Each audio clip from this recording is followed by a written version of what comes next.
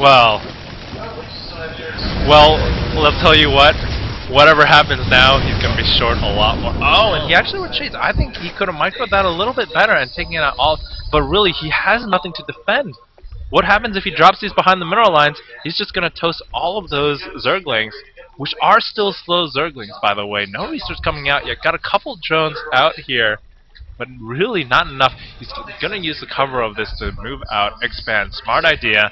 He doesn't want to really think about that, and Oskar can't afford to not think about it. Looking for the SCV transfer, not yet. Throwing up some more supply depots, even though he's pretty much 30 under.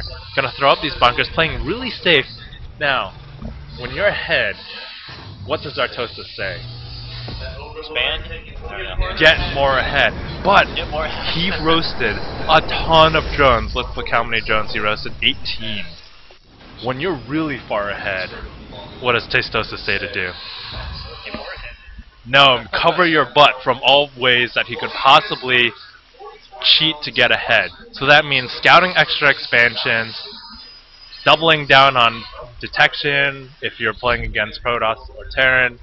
And these two barracks are going to do that. They're going to keep him safe from any kind of Baneling bust, any kind of all-in retaliation that Oskar could be doing. But Oscar's just going to try and catch up by macro, which isn't a bad choice. But he's still got a long way to catch up. 19 drones to 39 SCVs. That drone bust, that drone barbecue in the beginning just hurts so bad. And Oskar just trying to spend all that as much money as he can. You've got the Banshee and Cloak coming out for Slacker, and that is really, really gonna hurt.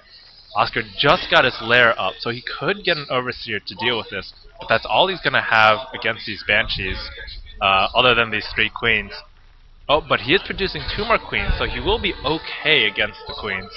Against the Banshees when they come out, as long as he finds out about them in time to get Overseers to see them. Full energy on this Queen. I'd love to see a bunch of creep tumors go down now, start expanding. He really needs as much advance notice as he can for when those Marines, tanks, whatever Slacker has moves out. Because really when you're playing Zerg, knowing when your opponent moves out is one of the key things to the game, because then you can start responding. Until that point, you really don't know, and you really want to drone, get away with as much droning as possible.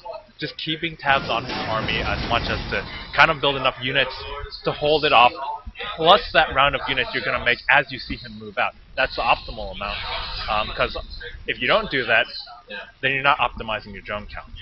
Unless you wanted to do something offensive, in which case, obviously, you're going to build a lot more units. Both of these guys loading a lot of minerals, throwing down the hatchery finally, while Blue is actually going to start his second expansion, his third harvesting point. Flacco's really looking good. He's going to play safe and just kind of extend his lead. Bit of a slow death coming for Oskar, unless he manages to do something crazy, like another Nightosaur. Yeah. And now, so the Cloak Banshees are here. No Overseer yet, not even starting to morph. Bit of sadness coming from the right side. Goodbye! Our favorite bartender leaving the scene. And these Banshees just having a heyday, taking out Queens while the Overseer is slowly morphing in. Overseer is in. Where is he? There he is. And now he can bring his Queens to fight back. But even then, let's look. And 42 workers lost. That is a lot of workers. Banshees are going to get out without dying. That hurts. Zerg floating 2,000 minerals though, and Terran floating 1,400 minerals. But 29 supply for the Zerg. He is in dire straits. And let's see how many drones he has. 20 drones. That means he's only got 9 supply of fighting units.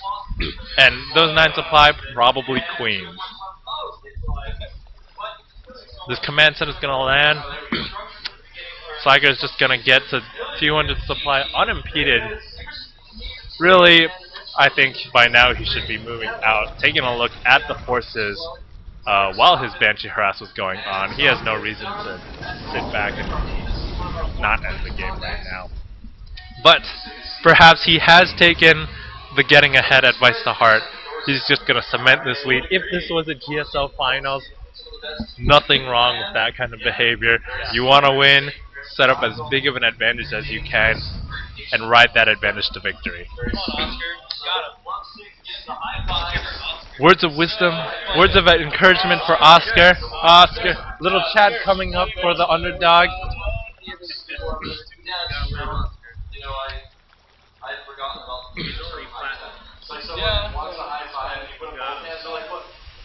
What is Slacker doing? Just a regular Marine siege tank force.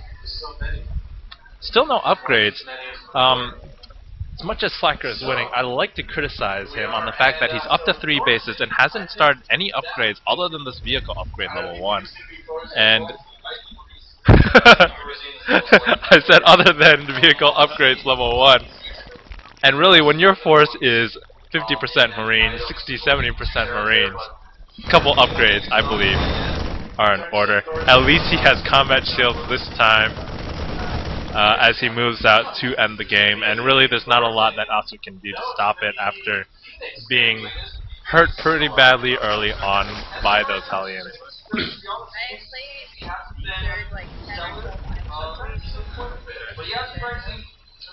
This slow siege is just gonna take out all of these Zerglings. No siege yet. Oh, siege pretty far in back. Would like to see him might put these Marines a little back. But really, he's got all these units. They're not all gonna die. He's just really gonna coast us all the way to victory. Oh, and while I mentioned that he did have combat shield, he actually does not have stim yet. Little bit of an oversight for being at 192 food, I would say. Starting level 1 armor, and there's the GG. Oskar put up a good fight, but what can you do when that blue flame Hellion drop is successful early in the game? So now Slacker up 2-0 in the series to Oskar. But that is okay because Oskar has the victory in being on the front cover of the Wall Street Journal. So when all is said and done, I'm still going to say that Oskar is up in this series. This is Tiamat bringing you some live 1v1 Barcraft with more to come. Thanks for joining.